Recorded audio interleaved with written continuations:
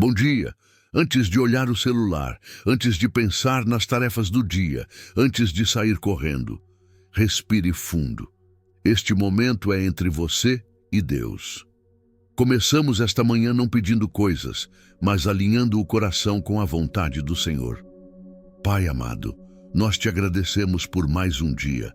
Obrigado pelo fôlego de vida, pela oportunidade de recomeçar e pela tua misericórdia que se renova nesta manhã. A tua palavra nos lembra que não estamos sozinhos e que cada novo dia carrega propósito. Senhor, queremos iniciar este dia reconhecendo nossa total dependência de ti. Livra-nos do orgulho, da pressa e da autossuficiência. Ensina-nos a caminhar com humildade, conscientes de que sem ti nada podemos fazer. Que nossa força venha do céu e não de nós mesmos. Nesta manhã, entrega-te nossos pensamentos, nossas decisões e nossas atitudes. Dá-nos um coração sensível, que se entristeça com o que te entristece e se alegre com o que te agrada. Que não nos tornemos frios espiritualmente, mas atentos à tua voz ao longo de todo o dia. Senhor, ajuda-nos a viver com mansidão, em meio às pressões, que não sejamos dominados pela irritação, pelo medo ou pela ansiedade. Dá-nos fome e sede de justiça, para escolhermos o que é correto mesmo quando ninguém está vendo. Ensina-nos a liberar perdão, a agir com misericórdia e a manter o coração puro. Guarda nossa mente, nossos olhos e nossas palavras. Que nossas intenções sejam limpas e que nossas ações reflitam o teu amor. Vai de nós, instrumentos da tua paz neste dia. Onde houver conflito, que levemos equilíbrio. Onde houver dor, que levemos consolo. Onde houver confusão, que levemos luz. Que as pessoas percebam a tua presença em nós.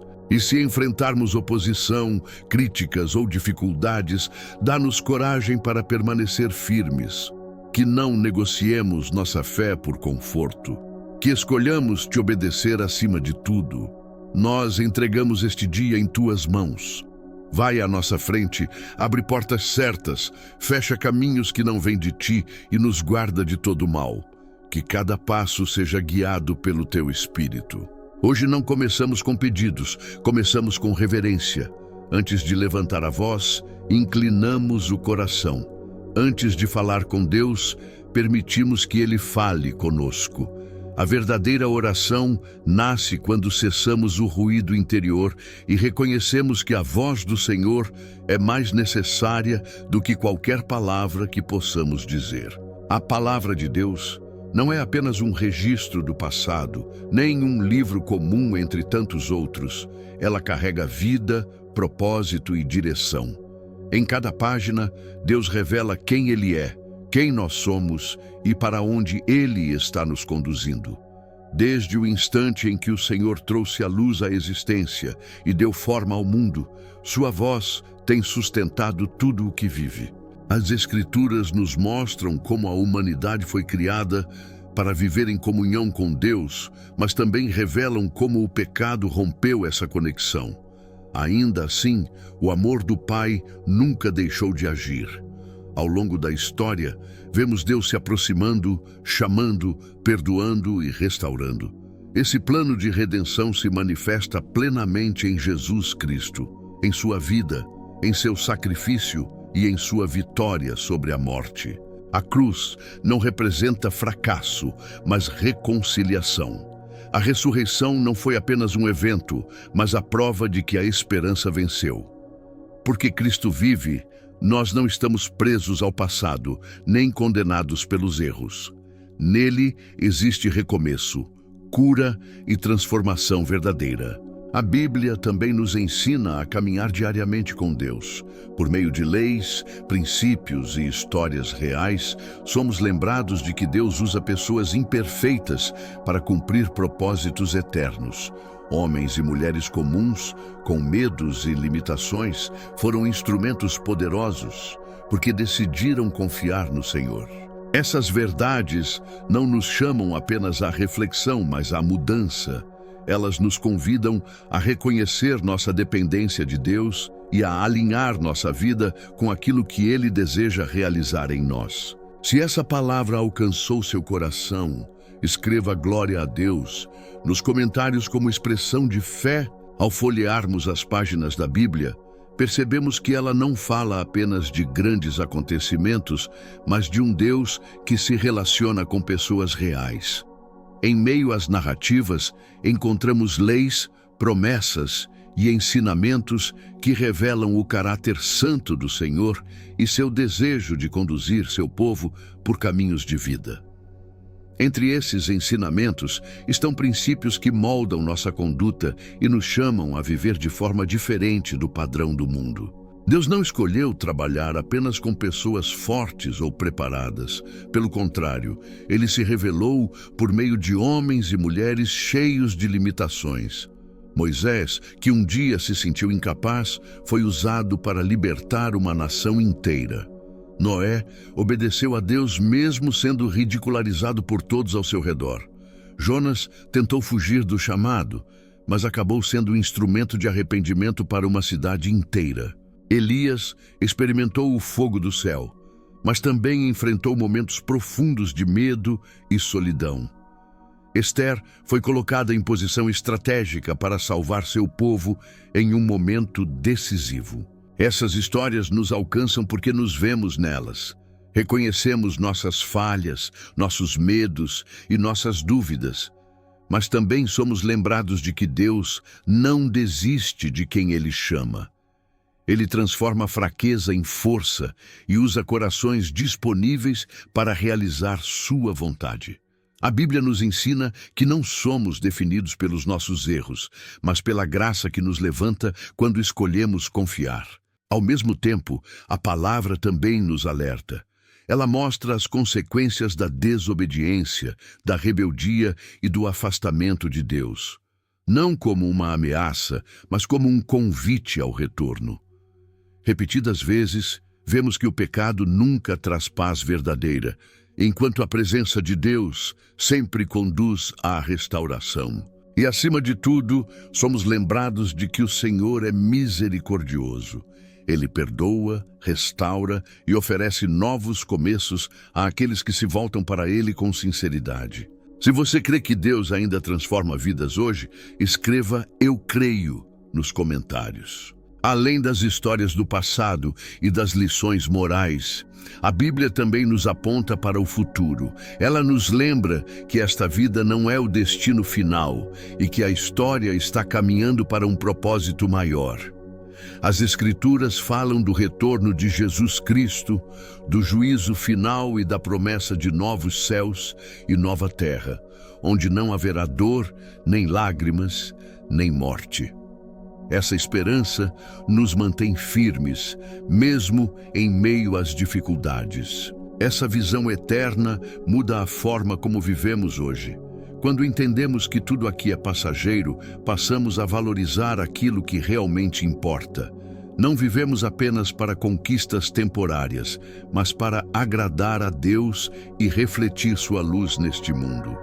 A palavra nos chama a viver com os olhos no céu e os pés firmes na fé, sabendo que cada decisão tem impacto eterno. Em meio a tantos ensinamentos, há palavras de Jesus que muitas vezes passam despercebidas, apesar de sua profundidade. Elas não são apenas belas frases, mas um convite radical à transformação interior. No Sermão do Monte, Jesus apresentou um padrão de vida que confronta diretamente os valores do mundo. Ele não falou sobre aparência, status ou poder, mas sobre o estado do coração. Essas palavras, registradas no Evangelho de Mateus, revelam o tipo de caráter que Deus deseja formar em nós. Não são exigências para condenar, mas direções para nos conduzir a uma vida plena. Elas funcionam como um espelho espiritual, ajudando-nos a avaliar quem somos e quem estamos nos tornando diante de Deus. Ao refletirmos sobre esses ensinamentos, somos chamados não à culpa, mas à mudança. Jesus nos convida a permitir que sua graça transforme nossas atitudes, nossos pensamentos e nossas escolhas. Ele não apenas aponta o caminho, mas caminha conosco em cada passo do processo. Se você deseja viver uma fé que transforma o coração, escreva "Senhor, me transforma" nos comentários. Jesus inicia seus ensinamentos revelando algo que desafia completamente a lógica humana. Ele declara felizes aqueles que são pobres em espírito. Isso não fala de falta material, mas de uma postura interior. Ser pobre em espírito é reconhecer que, sem Deus, somos limitados, frágeis e totalmente dependentes da sua graça. É abandonar a autossuficiência e admitir que não temos respostas para tudo. Essa atitude é o oposto do orgulho espiritual. É entender que não nos aproximamos de Deus por mérito, desempenho ou aparência religiosa, mas pela necessidade sincera de sua presença. Quando reconhecemos nossa dependência, abrimos espaço para que o reino de Deus governe nossa vida. É nesse lugar de humildade que a transformação começa. Em seguida, Jesus fala sobre os que choram. Ele não se refere apenas às lágrimas causadas por perdas ou dores da vida, mas a um coração sensível ao pecado e à injustiça. Chorar, nesse contexto, é sentir o peso do que está errado, dentro de nós e ao nosso redor. É não se acostumar com aquilo que entristece o coração de Deus. Esse tipo de sensibilidade não nos enfraquece, nos aproxima do Senhor. A promessa é clara: os que choram serão consolados. Deus não ignora um coração quebrantado. Ele se aproxima, cura feridas profundas e restaura aquilo que foi quebrado. O consolo do Senhor alcança aqueles que não endurecem a alma, mas permanecem sensíveis à sua voz. Essas palavras nos convidam a avaliar nossa postura diante de Deus. Temos vivido em humildade ou confiado demais em nós mesmos? Nosso coração ainda se entristece com o pecado ou já se tornou indiferente? Jesus nos chama de volta a um lugar de dependência e sensibilidade espiritual. Se essa palavra falou com você, escreva "Preciso de ti, Senhor" nos comentários.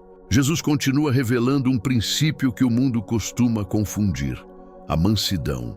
Ele declara felizes os mansos e promete que eles herdarão a terra.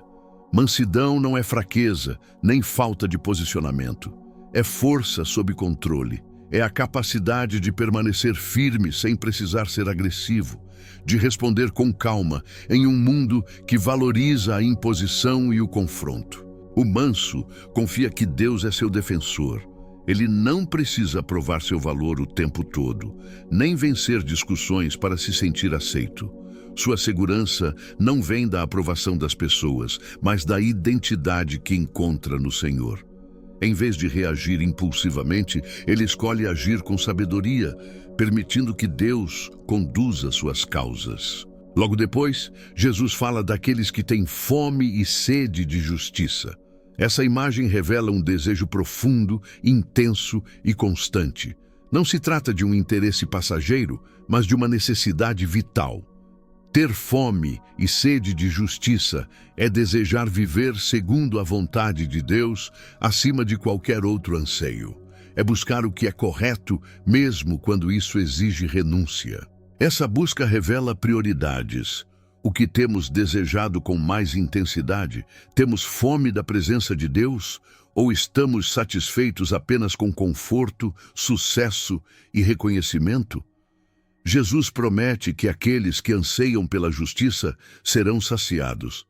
Deus não ignora um coração que o busca sinceramente. Ele responde, fortalece e preenche aqueles que colocam sua vontade em primeiro lugar.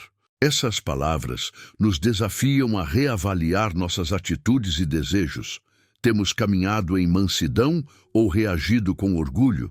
Temos fome do que agrada a Deus ou apenas do que agrada a nós mesmos?